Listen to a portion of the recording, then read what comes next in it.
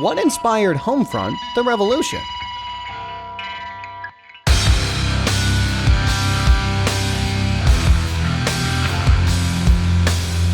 Art isn't created out of thin air. Every idea comes from an inspiration. Sometimes the creator reveals his sources of influence, while other times we can only surmise them. What have or could have inspired the makers of Homefront: The Revolution? Red Dawn. Red Dawn is the cinematic definition of 80s zeitgeist. It's a colorful, fun movie about patriotic young Americans fighting for their country with invading Russians. It's brutal, pompous entertainment at its best. It's no wonder Chaos Studios, the developers behind the first Homefront, asked Red Dawn's director John Milius to come up with the ideas for the game's story. In effect, Homefront felt almost like Red Dawn's unofficial remake, and better than the official one, by the way. However, Red Dawn's inspirations aren't as obvious in the sequel. According to Fas Salim from Deep Silver Studios, the writers retconned most of the Homefront story as they thought it was too implausible. Real-world North Korea simply isn't capable of launching an invasion on the United States. In the sequel, there's an alternate timeline where Kim Jong-un's country developed much farther in the 70s. It's still pretty much the same communist hell run by a mad emperor, but this time, the guy is much more wealthy and powerful.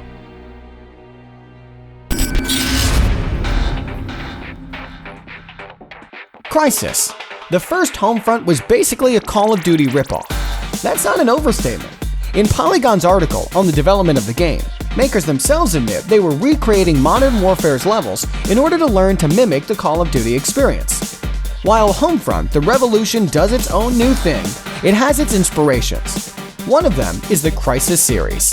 Not only Deep Silver Studio used the powerful CryEngine for Homefront 2, but it also built more open levels, allowed weapons modification on the fly, the use of gadgets and vehicles, and added other features perfected in Crytek games.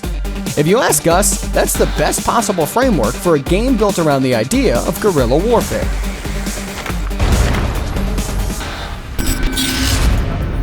Modern world. Although Homefront: The Revolution is a sci-fi game set in the year 2029, almost every weapon, vehicle, and gadget is based on an existing piece of technology. There are Beretta and Desert Eagle handguns, M4 and Remington rifles, and a futuristic submachine gun that looks like a modernized FNP-90. There are also combat drones, which aren't just a sci-fi invention anymore, and vehicles resembling real tanks of helicopters. There's also the city of Philadelphia, where Revolution's virtual battles are fought, with locations based on real places. All of it adds to the heavy and realistic atmosphere of the game. It doesn't feel like a light, wild science fantasy shooter like the new Call of Duties do. It's more grounded, plausible, and therefore engaging. The first Homefront was short and somewhat lacking, although it had its moments. The potential was here, and finally it has been realized. Homefront: The Revolution is a much bigger game, made by more experienced developers. It opens up the levels, gives dozens of tactical options in every situation, and adds everything that we wanted to see in the first game. Guerrilla warfare on American soil is an idea worth exploring, and this time, Homefront got it right. What's your favorite guerrilla shooter? We can think of like 3 of them, but we hope you'll surprise us in the comments. If you like this video, consider subscribing to our channel and visit Kinguin.net to get your Homefront: The Revolution PC key at best prices.